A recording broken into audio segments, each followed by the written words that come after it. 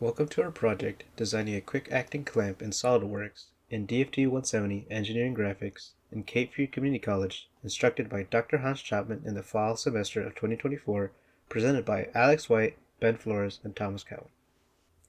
Here are the reference models that we used as a guideline to figure out the dimensions and materials used for modeling and assembling the quick-acting clamp. Given how we weren't provided measurements or dimensions, we used real life and intuition to figure out what would be the best material and dimensions for it. These are the hand sketches that we drew in order to get a rough estimate of what we needed to model in SolidWorks. And given how we weren't provided any information of the dimensions, we had to make those up along the way. These are the parts for the clamp. This is the main body part here. This was made via sketching, extruding, and then mirroring holes onto the piece, and also chamfering the bottom part here. The next piece is the bolt. This was created via sketching and then revolving. Its diameter is 1.25 inches. This bolt is also 1.25 inches and has a different has a hole in the middle. This bolt is also 1.25 on the outside. The only difference is the diameter of the hole here for the bolt. These were all created the same way, just instead with the extended cut in the middle circle. And then finally we have the threaded crank. This was sketched and then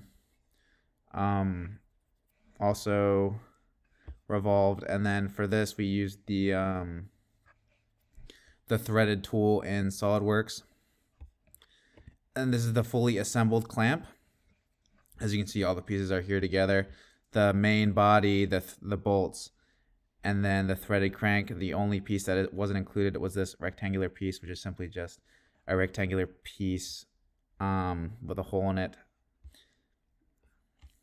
And that is it for the parts. Here is our drawing document for the assembly clamp. Notice that the bottom left is the front view, even though that this is not the front of the device.